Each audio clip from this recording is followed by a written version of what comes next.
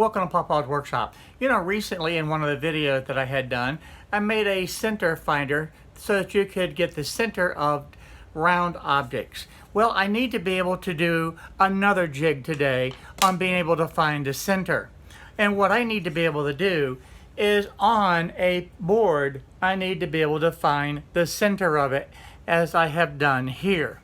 Well, the simplest way is to head back to the scrap bin and make this very simple scrap bin center finder. Let me show you how I did it today. Let's get started.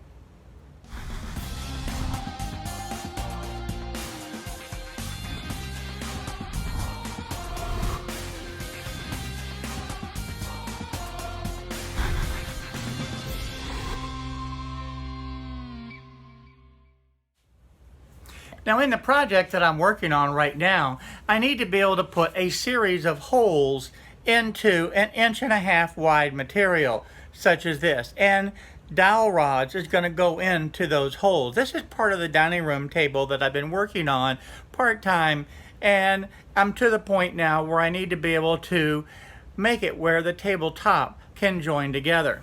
And I need those holes dead center so that the two pieces will be able to slide together. The simplest way to do that was to make this very simple jig. Now, it is important to note that when you're making this, it looks very simple, but it's very important that it's accurate. You need to be able to have the spacing exactly correct, so take your time with that. I'm going to be drilling 3 holes on each side of this board, and it must be dead center. Now, dowel rods are going to go on one side, and the other boards will have the hole that will receive the dowel rod into it. And as far as the jig, I just took a piece of scrap plywood, and I'm going to measure this where it's about 1.5 inch wide. It really is not critical on this, but I chose to make it 1.5 inch wide by 6 inches long. And I'm just cutting this off on the table saw, and that is going to be the foundation for this jig. Now you can make this either smaller or larger. It really doesn't matter a whole lot. To me, this was just a comfortable size for the project that I'm working on. Oh, and by the way, this new push stick is working out fantastic. I wish I had done that a lot sooner. Now take your time on the layout. I put one point right into the center and then 1.5 inches on each side of that center. Now because this board is 3/4 inch wide, I put the center that I'm going to be drilling at 3/4 inch. That way everything will line up, and that's very important for this little jig to work accurately. Because a 1/2 inch hole is actually a little bit larger than what I've typically seen these types of jigs used for. But this will actually ensure that it's drilled in the center, and it'll also make sure that it's drilled square into that wood. For the 2 pins that I need to be able to be in this jig, I went over and I pulled out the dowel pins that I have that I use on various projects. Now these dowel pins are 1/4 inch by 1.25 inches long. And I want to show you up close just what these little small dowel pins look like. At the drill press, it is critical that you drill these holes very accurately. So take your time with this and make sure the alignment is perfect. Because if you're off a little bit here, then the center will be off on the jig itself, and you don't want that.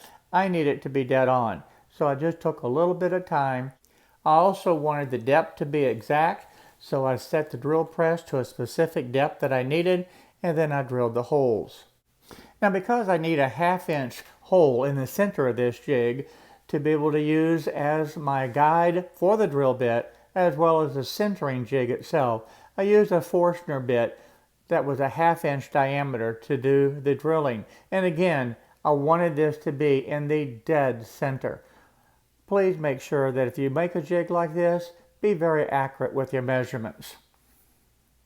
It will pay off in the long run when it comes time to be able to use the jig. The reason I have emphasized several times that accuracy is crucial is because this was the first jig that I made, and I was ever so slightly off.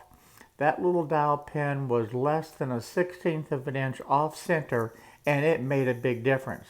So even though it was plumb in both directions and everything seemed to be right, when I actually put it onto the board to mark the center, it was off very, very little bit.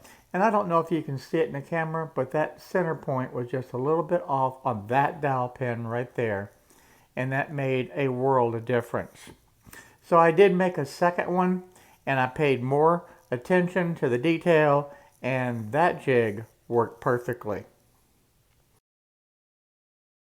Now the jig that you choose to make more than likely won't need a 1/2 inch hole, but you can set it up where you can put a pencil in there, a smaller drill bit, whatever you need to be able to get very accurate holes for whatever project that you're working on.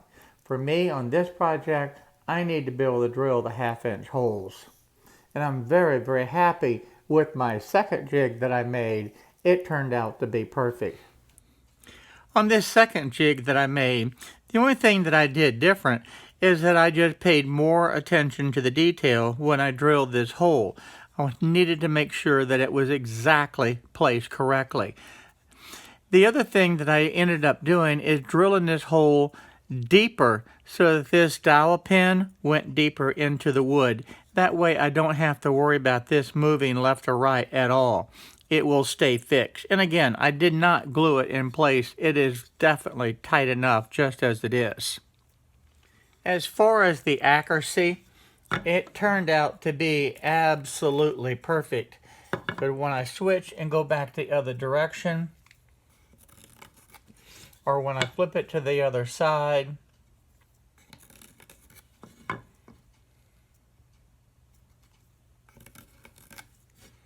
I get the exact same circle that I need. So this is perfect. This was my first test right here, and it is exactly where it needed to be. So I hope you found this little small scrap wood jig to be useful and can be used in your shop. Hi everyone, thank you for watching my video today. If you like the video, please go ahead and hit the subscribe button down below and the little bell next to it so you'll be notified on the different videos that I upload. Also check out the videos over here to be able to stay up to date on the happenings in my shop. So again, thank you for watching my videos.